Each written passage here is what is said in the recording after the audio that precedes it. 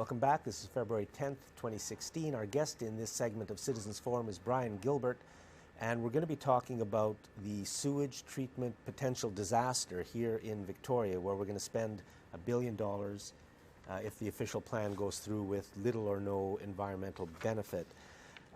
So Bryan, welcome, and thanks to you and all the people in the city who are working so hard to try to stop this. I just want to start by saying I went to a CRD-sponsored event yesterday. I got the Citizens Guide, and this covers all the options that we, the citizens, can talk about. But the point Bryan is making, and many others, is that there are better options available that are not in the Citizens Guide that we are being shown by the CRD.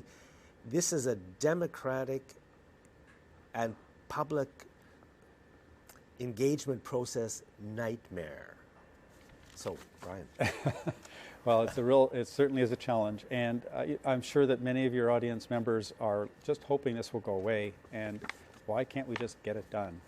I will assure them that the program that's before the CRD right now has a schedule that goes out to the year 2023. That's 6 years away. So it's not getting done fast no matter what, okay? So this is going to continue on. As we started talking before the segment started about all these proposals here are all centered at Rock Bay, a location north of downtown Victoria. They need to take the current sewage, which goes out Clover Point or Macaulay Point, and they need to convey it. So they need to build conveyance. And I'm going to show everybody on the map, because although you've said this several times, it never really sunk through my head until I saw it on the map. So this is Clover Point, and they are going to have to build a pipeline along probably Cook Street, all the way from Dallas Road to Bay Street, and then into Rock Bay. You said these are 6-foot 1.3 meter pipes being put under the road. The amount of work that's going to be done on Cook Street over months and months and months is a disaster. And it's absolutely amazing that in this wonderful public process that they keep telling us about, I have never heard really from them that the street I live right next to, Cook Street, is going to be completely torn up. Do the businesses know? Do people know? No, people are not really well aware. We've been up and down Cook Street a little bit trying to raise awareness. And just to let people know that that is what's likely to happen. And they won't know until it's too late, until the pipes are actually being dug and put in. And this is the interesting thing about a liquid waste management plan. Once it's approved by the province, the public no longer has any recourse to demand a change. It's entirely up to the politicians at their whim or desire to change the plan and reapply for a new amendment, a new plan. But we public, we can't change it. We can't change it anyway. This is our little window of time where we can express an opinion for or against what they're proposing and have a little bit of input. Okay, how do we express our opinion? Well, the CRD is running a survey, and there's been some severe problems with it. They're working on that. One of the biggest problems was people were forced to choose 3 of the 7 options, and they weren't given a choice, none of the above. So they're debating whether to add an extra option to let that people choose none of the above. I don't want to delve too much, but the survey is it takes 33 minutes on average to complete. It's a very complicated survey. So it's not good. What we're proposing people do is come to our website, because we believe there are alternatives. We know there's alternatives. The CRD was told about an option we call the $250 million option. I've talked about it before.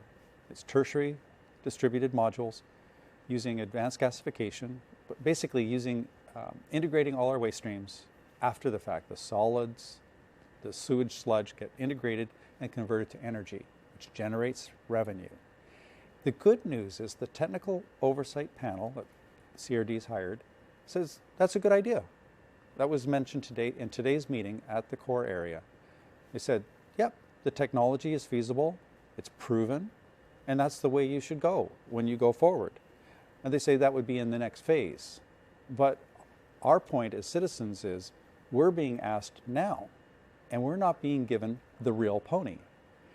There was an advertisement. So what you're saying is, here's the thing from the CRD, and we've got to choose 3 of these 7. Yes. But the option you're promoting, which in only there. costs $250 million compared to over $1 billion. Maybe it's 500 million, Jack, but Let's you know what double I'm it. saying is we're throwing hundreds of millions around Is not here. in the book. It's still half the price of the cheapest option they have in the book. And it's not in the book. It's not in the book. Does your option avoid Cook Street? Oh, yes. the Cook Street Yes, poop definitely. line? Yeah.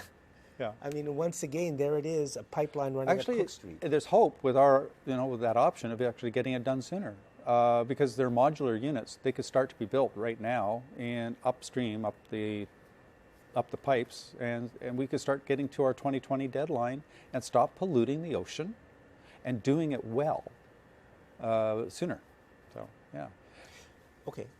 I'd just like to explain the real pony very briefly. Yes, the real pony. And it becomes from this TV commercial in 2009 where this bank was showing a kid, they gave her a toy pony. Oh, yes. And she said, "Oh, yeah, great. And would you like a pony?" to the other girl. And she says, "Yes, I would." And he goes, and he calls a real pony out from the back. And the first girl says, "You didn't say I could have a real pony." And what's the banker say? "Well, you didn't ask." And that's where we're at.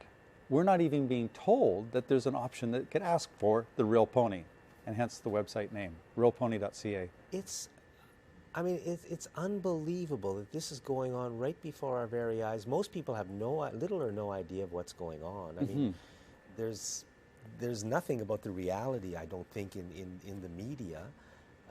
And it's $1 billion we're looking at throwing away. Why is it that we're spending this $1 billion and yet it's not even on the top 10 for the Chamber of Commerce's infrastructure projects, their top 10 priorities? It doesn't appear.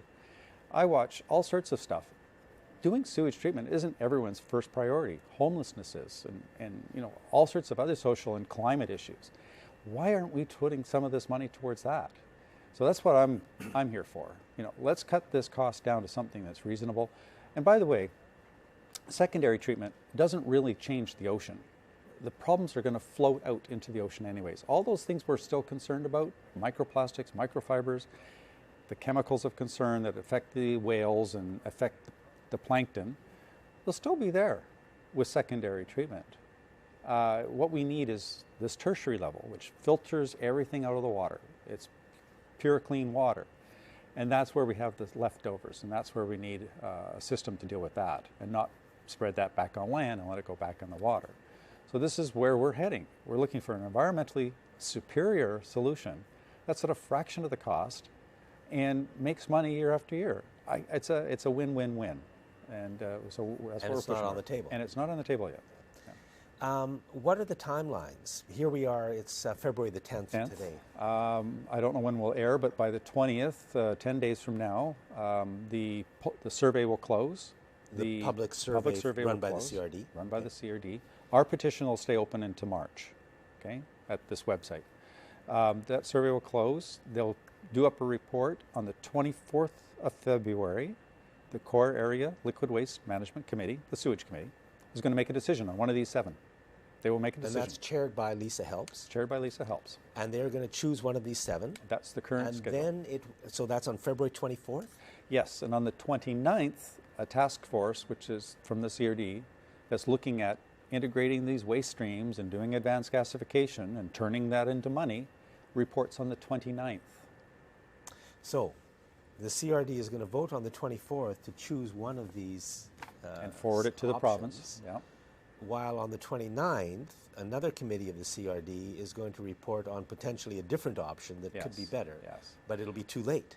It'll be too late. Now, because they will have voted on the 24th. If people are worried about the funding, don't worry about the funding.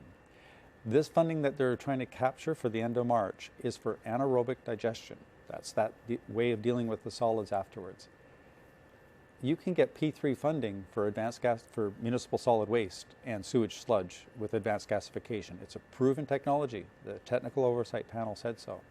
So we really just need to go back to the federal government and say, hey, can we get the funding for something else? And here's a new plan. So it's when we even keep better hearing for you. that we've got to make a decision on February 24th in order to get the money, that's not true. It's not true unless you're an advocate for anaerobic digestion, a $300 million technology that produces land pollution. That's right. That's right? all it produces. It doesn't solve the real problem. We're taking this pollutants out of the ocean and we're just putting them on. And when you say it's a $300 million technology, it also requires all the pipelines, yes, which are going to bring it up to $1 billion. No, it's probably 300. It's a well-known technology. It's built all over. But doesn't that require all the pipelines to be built? Well, it was also part of the McLaughlin. You can actually do it with trucks. You could truck the stuff up. Okay. Right. And that's a great question. And everyone that's doing this, don't worry about getting confused in this. There's lots of different parts, but it really, as I say, it comes down to separating the water from the solids, and then what do you do with the solids? And if the water's clean, you can use it locally and discharge it locally. You don't need an outfall. I would like to also point out that the consultants they've hired are aware of this because they've designed a system in Tsawwassen that has no outfall. It has no backup. So it's very feasible to do on our coast. It can be approved by the Minister of Environment. It's a doable thing. Brian, we're almost out of time. What do you think is going to happen on the 24th when the CRD committee votes? Well, from my seat, where I'm spending far too many hours at this, volunteering to do this, it's very fascinating as a political. If I was a political scientist, this would be a great thing to study.